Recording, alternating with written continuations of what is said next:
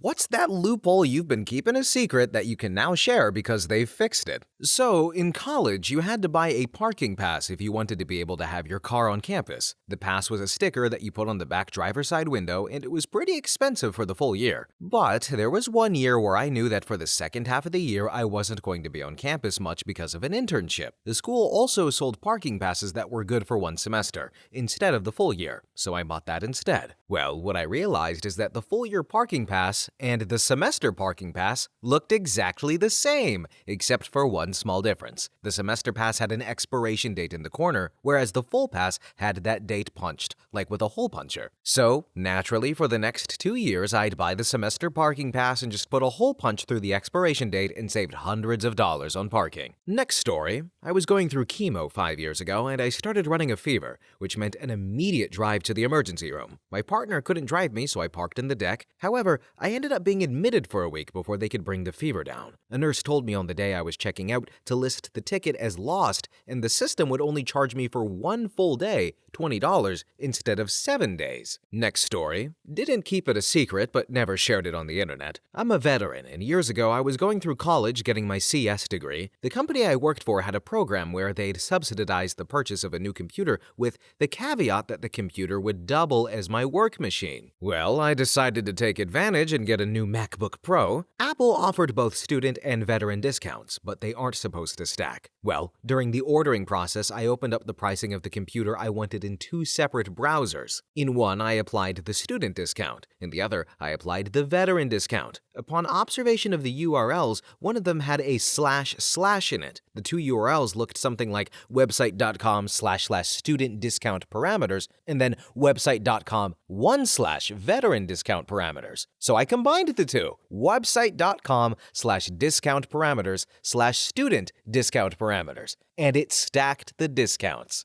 Guys, we need to take advantage of this. I don't know how, and Christmas is over, but we need to buy stuff, okay? Support the economy, buy things, rip people off. Everyone wins. Somebody loses. I don't know who it is, so in my mind, everyone wins. I'm just rambling nonsense right now. Welcome to the video. Let's continue. Next story. 10 years ago, I would visit my girlfriend at her college. The parking garage was $25 for overnight parking. I found out after getting a flat tire that the parking ticket for leaving my car on the street overnight was only $10. Probably saved over $500 from this. Next story. My company was having a contest to help boost recruiting on LinkedIn. Grand prize was a cruise. We got points for various things, but what ended up actually mattering was the amount of new connections you gained. 1 point for each. We all started with like 100 points. The max was 30,000. So I, with the help of my wife, logged into my account and ended up winning with something like 27,000 connections in the span of a few months. And how? Basically, on the mobile app, they would have a feed of Plus Connect recommendations that would refresh/scroll infinitely. There was no limit to it. Every other UI for sending a connection request would hit a cap, or you'd get emails accusing you of being a bot. And it turns out nobody on LinkedIn cares if they actually know you or what you say in a connection request, except for a couple of weird exceptions. Most people just ignore it or say, okay, whatever, sure, and accept. To this day, I get so much recruiter spam because of how visible I am. And also, the feed is like the dead internet sloppiest of dead internet slop. Next story. There used to be these phones at airports that were just like a direct line to a rental car place. The thing is, the way old rotary phones used to work was actually hanging up and picking up real fast a certain number of times. If you picked up one of those phones and hung it up 9 times real fast, it would dial an outside line and you could use it like a normal phone. Next story. When the first Stardew Valley concert was announced, I tried to buy tickets, but the demand was so overwhelming that they didn't actually enable the ticket buying screen for the venue.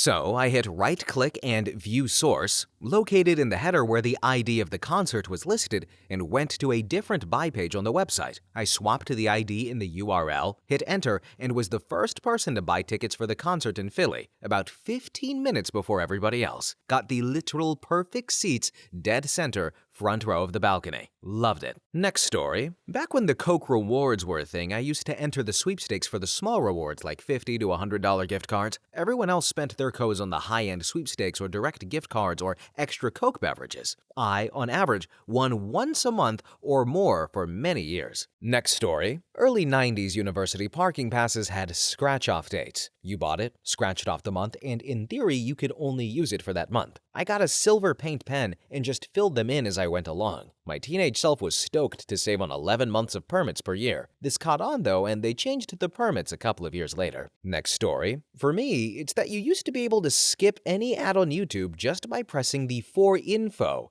and press stop seeing this ad, and it would just skip every ad. I found it from a meme and I didn't tell a single soul, but now it looks like it's patched across every version and system, sadly. For a while, they patched it on mobile, but it still worked on TVs and game systems, but now they've fully eradicated it. Next story. Back in the day, NetZero's dial-up free version that had ads and time limits had really crappy programming to know it was free. After the line connected, while it was handshaking, it would launch an exe that checked the version and ran the timer and ads if it was the free one. Well, you could just write a batch file to transfer the exe out of the directory to a different folder, and it would blissfully ignore that there was an entire freaking missing exe and just connect with no ads or time limits. And I can share now because I haven't had a modem for a good 25 years. Next story. Back when I worked for a bank, you used to be required to bring new money every month to meet goals. Well, I figured out that if you had 2 people on an account and just switched up whose social showed up first, the money in the account would be considered new. Met my goals for months with that simple trick. Next story. When I was in college and on the dining plan, we could spend unused money in a few different shops around campus. I forgot about it until the end of the year and had hundreds of unused dining dollars that were just going to go to waste. So, I discovered the campus Jamba Juice allowed one to purchase gift cards using the crappy currency. So, I put like $600 onto a Jamba Juice gift card the last day of the semester. I had free Jamba Juice the entire next year, and the store immediately changed the policy such that dining dollars couldn't be spent on cards. Next story. Back in college, I never got an electric bill after moving into a new apartment complex. After 2 months, I stopped worrying about it. I asked my neighbors how much their bill typically ran so I could compare. I was sure, though, not to leave a forwarding address when I moved out and kept my South Texas apartment ice cold in the summer. Years later, I checked and saw I had an unclaimed electricity refund. But I'm not stupid. Losing a $100 refund beats them coming after me for what was probably $2,000 worth of bills over 2 years. Next story. My old apartment was the 3rd floor of an old farmhouse. When I moved in, I noticed that the cable line for the 2nd floor apartment had a splitter with an empty spot right outside my window.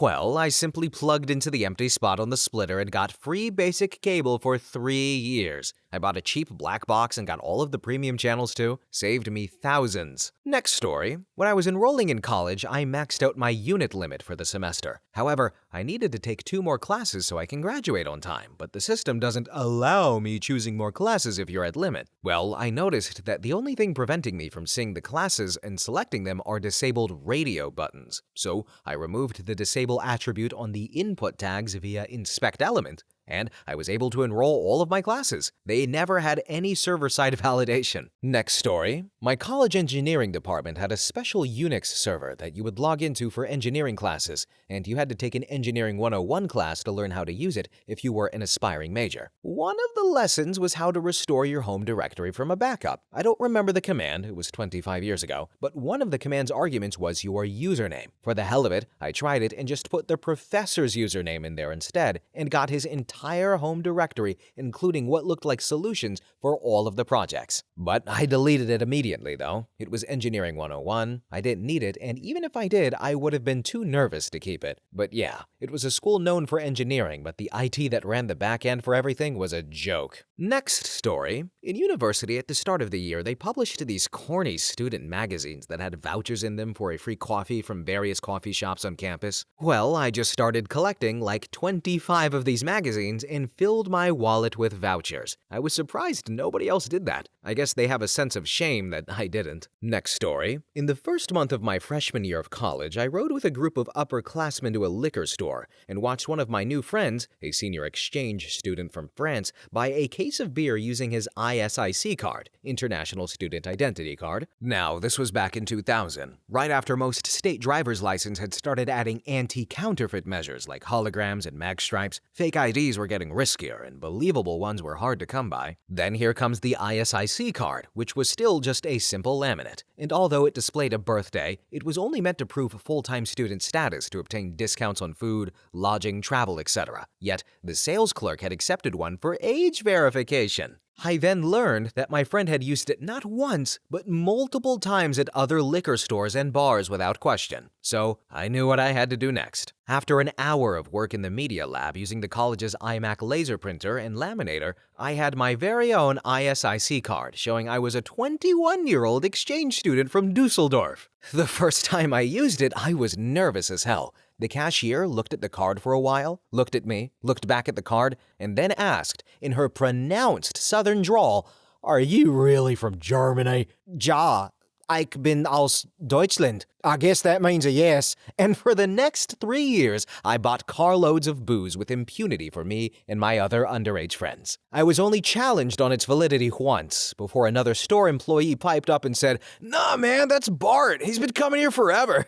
Ironically enough, though, when I actually turned 21, I had to keep using my fake ISIC card at the local liquor stores because all of the employees knew me as this German guy. Beautiful, love it, amazing. I don't support underage drinking, but I do support clever workarounds and just ingenuity. Also, I like repetitiveness. ISIC card. The C stands for card. It's like ATM machine. I love it. But this was a fun story, and sometimes you just want to be a little German, a little Chinese. I'm Chinese right now, actually, for the rest of the week. But anyway, next story. So, a long time ago, maybe 30 years or so, I saw a guy who parked his car at a metered space in San Francisco. These were the old mechanical parking meters with the coin slot on the front, a little arced window, and an indicator needle to show the time. Well, he took off his shoe and smacked the side of the meter just after he dropped in a nickel. The needle moved all the way over to the 2-hour mark. Next story. At the hospital where I used to work as a tech, we would get charged for parking. They still do, but they changed the machines. And for an 8-hour shift or longer, parking was basically $45 anywhere in a 15-mile radius. We were paid just above minimum wage, so that would be a major hit to finances, but there wasn't any other choice since the only affordable housing was more than an hour's drive away. People working night shifts or weekends got a steep discount, though, where they got a pass where they were charged $5 at the end of every week. The passes only worked when scanning in after 5 p.m. and scanning out before 9 a.m., or so we were told. In reality, the machines were old enough that it couldn't really tell the difference. So, since shifts started or ended at 7 a.m. or p.m., I would just scan my overnight pass even if it was on day shift. Then one day they put in newer machines that were able to discern whether you were scanning in or out though, and put an end to that. But it made the difference between starving or having some food on the table during that time. Now, I avoid that by just sticking to night shifts and only working in the daytime if I can get a ride from someone. Next story. Relatively small one, but at my old job I had to manually update prices for everything as sales went on. And I noticed that peppermint patties were never changed to their original price, and made a habit of buying a few for 80% off every time I worked. Then another time from much later in my life, my job had an employee cafeteria that had fountain drinks, but there was no night shift staff, so drinks were just free at nighttime. Next story. Whenever I'd want to use this Photoshop app, it would let you add all of the fun things, but it wouldn't show you a full finished picture if you saved it. It would say, "Purchase premium to see," but it would still let you screenshot it. You had to zoom out a bit so it didn't assess the tools, but it worked. They fixed that after like a year of me doing that. Next story. Back in 2002-2003, there was a gas station by my apartment that had an ATM where, with every transaction you made, you could possibly win a free 2-liter bottle of soda. My roommate and I, as poor as we were, discovered when we were both checking our account balances that every balance inquiry won. So we walked out with a few bottles that day and would hit it up once a week or so until I moved away. Next story. Back when MoviePass was a thing, you could sign up for $10 a month and be able to watch a movie a day. They mail you a debit card that front-loads a small amount of cash each day when you request it, and you're supposed to buy a ticket for same-day showing. Well, I would go to the kiosk and buy a ticket reservation for a later date. Once, I went every day at lunchtime for 2 weeks to get 14 tickets for Black Panther premieres for my group of friends. Complete side story, but one time I had a really bad string of movie theater experiences, just disruptive behavior, and Spider-Man Far From Home was coming out, and I was like, you know what? I'm gonna rent a theater. I'd always wanted to do that, so I rented it, and no one was there to disturb me, and I had like 2 friends and his brother come, and it was awesome.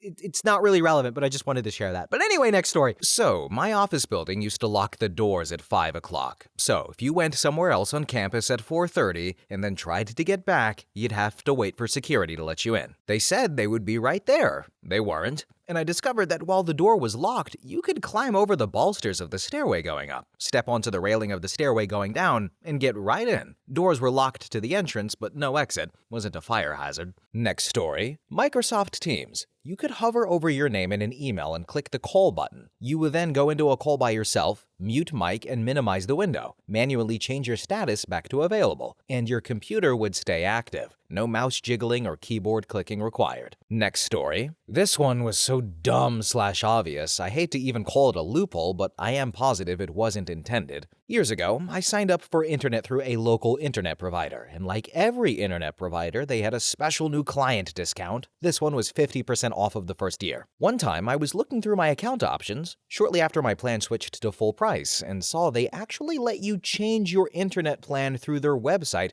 without actually having to talk to a person, which is great, super convenient. But the hilarious thing is that one of the options you're available to choose was the new user 50% off plan. So I switched to it, and it worked. Got another full year 50% off without having to nag a customer service representative. Unfortunately, they eventually redid their whole web platform, and the ability to change your plan using the website was removed entirely. Next story. 9 years ago, when Upside, the travel site, first launched and had the international travel, I started playing around with a couple of destinations. I figured out that it would suggest a hotel further away from your desired destination with a bigger upside bonus. So, for instance, if I was looking at London, I would search a suburb and one of the alternate options would be in London with a bigger upside. So, messing with the system, I booked an international trip for close to $1,400, but was able to get $950 back in gift cards. The loophole was closed shortly after. Next story.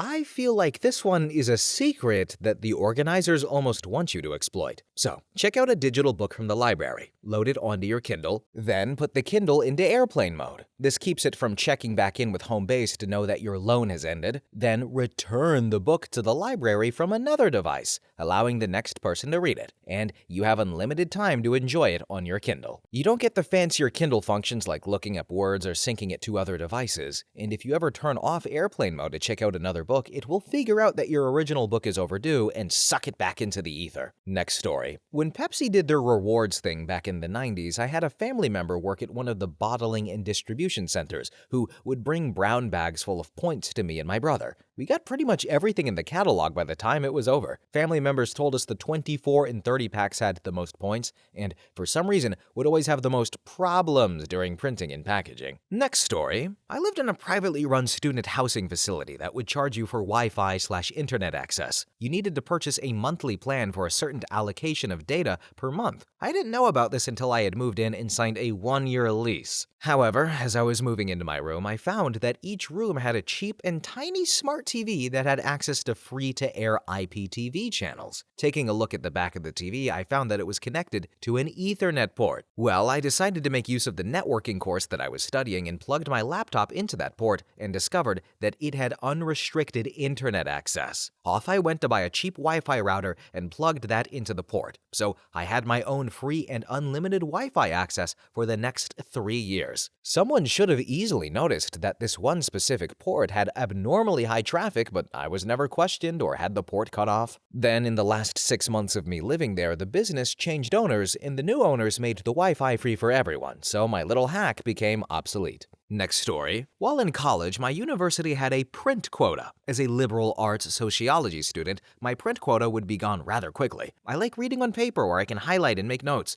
But I learned of a specific computer lab in the School of Communication, proceeded to print every single reading, paper, even a capstone project in color for free for about 2 years. My last semester I went in as I had done years prior, and it finally got fixed. Next story. I went to Disney's California Adventure right after they opened back up in the early 2000s. And I think FastPass was also pretty new. Anyway, we heard some other kids there that you could put anything in the FastPass machine to make it print one. I tried my library card, and it worked. So my sister and I ended up with tons of FastPasses and ended up going on California Screamin' like 10 times in a row. It was amazing. Next story. We moved into a new house and all of the appliances needed to be replaced. The local appliance store had a rebate for Frigidaire appliances, something like buy two, get one free with the appliance store handling the rebate. Frigidaire also offered the same rebate, so we double dipped. New dishwasher, stove, over-the-range microwave, refrigerator, washer, and dryer for the price of 2 appliances. Next story. Years ago, the electronic ticketing system in my city for public transport had a policy that if you complete 9 trips in a week, the remaining trips were free until midnight on Sunday. The theory was that you could go home for free on Friday night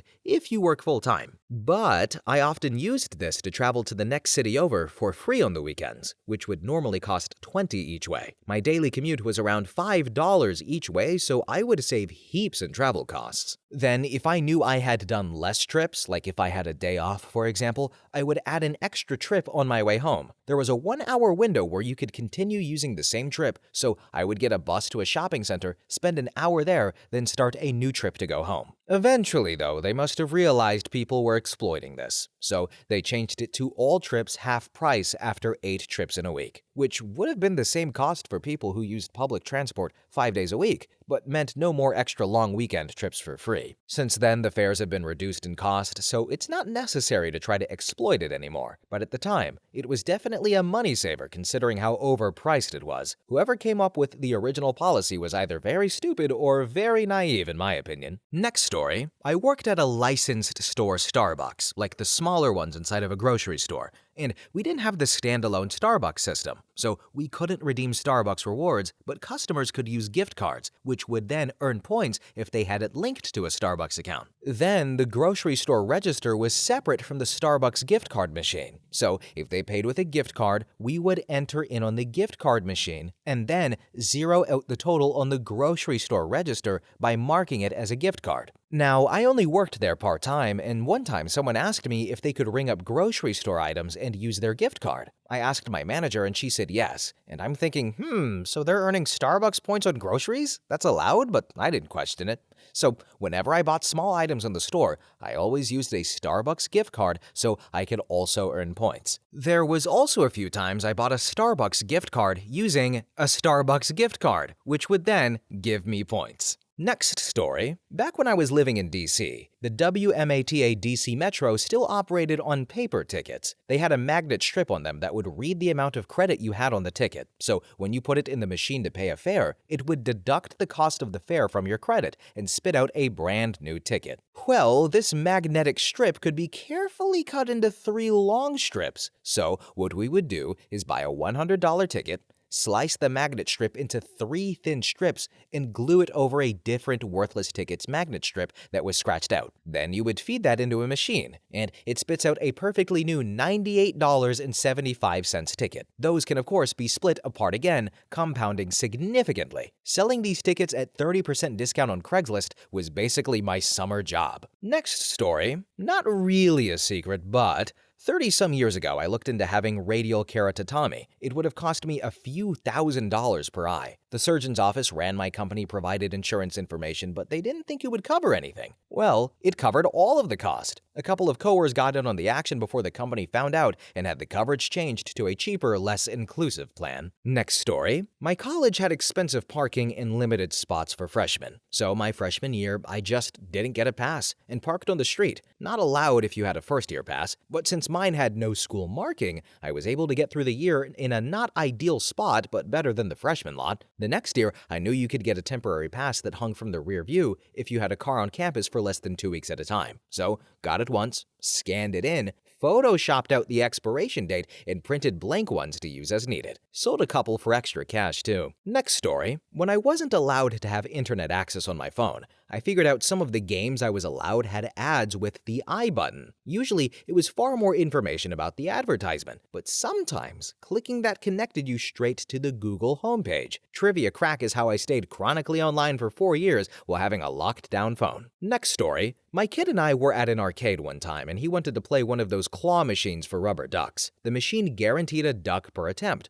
but we figured out that after the claw dropped the duck, if you used the joystick to push the claw to the right immediately, it would let you go again without swiping the play card. He was delighted to have so many ducks and passed them out to other kids. The next time we went back, someone had fixed the glitch, but we have great memories of the ducks that never ended. Next story. When I was a kid, Arby's would have a survey on the receipt with a free beef and cheddar as the incentive to complete it. Take the survey, get a code to put on the receipt, use receipt as coupon for free sandwich. Except you would get another receipt with the free sandwich. There were cookies on the site to prevent you from filling out another survey, but if you erased the cookies, you could do it again. My brother and I went through so many free beef and cheddars. Next story. This was quite a few years ago. Some nameless company rolled out 2FA with hardware fobs. These hooked into the login screens of Windows 7 and Windows 10. I discovered one day if you log in, username, password, plus 2FA token, it worked normally. But if you did Control-Alt-Delete and got the login screen on a locked machine, you are SOL because you're not an administrator. Unless you let it time out and disappear. Then Control-Alt-Delete again and just hit enter and you've unlocked it without entering any credentials. Next story. For Canadians, Future Shop's in-store pickup policy was that you can reserve any item for pickup that day for as long as they are on the shelves. This included games that released the same day. So instead of pre-ordering, I would just wait until the day of, call in that morning and ask them to reserve a copy for me, then pick it up after school. It guaranteed I could play a game on release day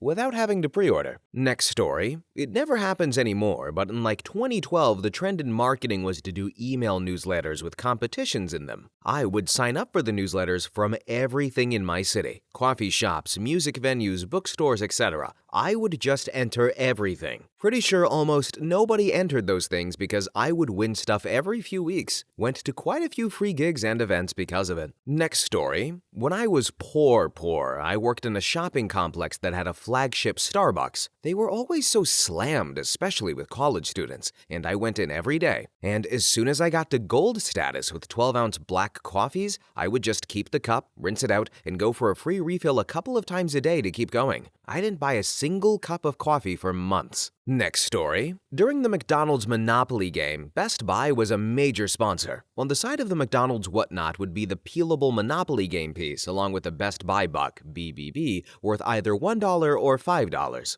When a customer would redeem the BBB at a physical store location, the cashiers would enter a standard $1 or $5 discount to the item on the POS machine and collect them for processing at the end of the night. There was no direction given to store management about what to do with the BBB once redeemed and collected at day's end. The collected tickets would pass through my position within the store, and rather quickly I made the realization that nothing was being done with the BBBs. Hundreds of BBBs would pass through the store daily, and I collected each day's bounty. Several friends and I traveled to nearby Best Buys and would redeem the stacks of BBBs, each totaled to the maximum allowed per transaction, $200. At the time, the iPod mini was priced at $199.99. After the BBB discount was applied, the iPod mini was free. My friends would each take turns buying the iPod mini for me, with the next store they would redeem for the $200 for whatever they wanted in the store. I would then sell the iPod mini on eBay Buy It Now for $189, each selling almost immediately. I did the same for Madden games across PlayStation and Xbox platforms,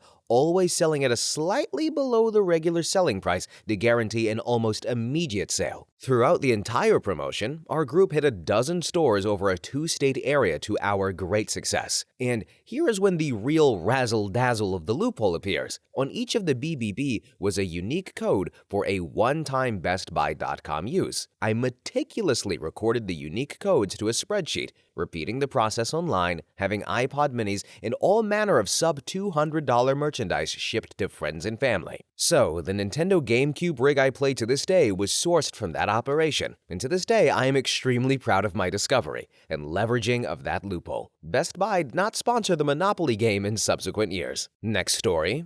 Papa John's near my house screwed up our order, so they gave us 3 free pizzas of your choice coupons as a sorry. We used the first one by calling in our order and telling them about the coupon. They deliver it, we tipped the driver, ate the pizza. Realized later that night that they never grabbed the coupon. So we used those 3 coupons probably 20 plus times. Every once in a while they would take one, but most of the time they forgot and we used it again next week. It was a few months of free pizzas for us. Next story. Yahoo Personals. They charged a fee to be able to message other users, or maybe it was you that had to buy credits to reply, and if you had 0 credits, they didn't show the username. Can't remember, as it was 20 plus years ago. But however, on a person's profile page, you could press Ctrl+U to view the web page source code, hit Ctrl+F to search for username, and the words right after it in the first result were the person's Yahoo username. It was just hidden on their profile page unless you were logged in with a paid account. And if they were a Yahoo Personals user, they were also highly likely a Yahoo Mail user. So you just take their Yahoo Personals username and add @yahoo.com after it, and at least 9 out of 10 times it'll be an active email address for that person, which you can send an email to for absolutely free. If you format your email the right way, it doesn't look particularly suspicious. Next story. If you find a single-space parking meter made by Duncan Solutions, up, enter, down, enter, enter, enter. Typing this code quickly into the 4-button panel will give you access to the programming menu. I don't recall the button sequence from here. You can locate and load the RPG file, which will take you out of the programming mode, grant you maximum time on the meter without paying. Next story. I used to have to park in a structure for work. It would max out at $20 per day, which is insane considering I worked 5 days a week. If you lost the ticket, it would automatically charge you the full day rate. Then downtown employees could get our own rate with a little barcode. The employee rate was half the price, so I was still spending $50 a week on parking. My coworker, though, tipped me off that if you hit lost ticket, then scanned the employee barcode, instead of charging it $10, it was only $2.50 for whatever reason. So I went from potentially paying $100 per week to park at work to $12.50. Next story. At my UPS center, we used to be issued fuel cards to fuel up our trucks in the morning at local gas stations. I was filling up the tank like $50 to $75 a day. Well, I attached this fuel card to an app that gave me cash back. I would put my phone number in for rewards at the pump. I earned so much damn free crap at those gas stations and so much cash back. Rest in peace, fuel cards. Next story. Nando's, a UK-based fast food chicken restaurant, gave out loyalty cards that got you a stamp for every time you visited. Free gifts after X amount of stamps. Stamper was the chicken logo, store number, and then the signature of the server. So, photoshopped the stamper, had made it and shipped in the US, as thought a UK-based supplier may not print it, and voila, a lot of free chicken. Then Nando's moved to an electronic system a few years later, and scam over. Next story. The small local cable company in my city would just disconnect the wire from the pole to the house when service was disconnected. It was just a simple coax cable connection. Well, I paid the local meth head $20 to climb up the pole on a sketchy ladder and just reconnect the cable. I got free basic cable for 2 years, and the meth head got a bag of meth. Did went on to do this service for a bunch of my friends in the neighborhood. Next story. This is horrible, but clever, but just horrible. I mean, if you directly gave the guy meth, I would be giving a thumbs down, but it's his choice to use the money, but also, I don't know, maybe, hey, I have a lot of conflicting thoughts on this one.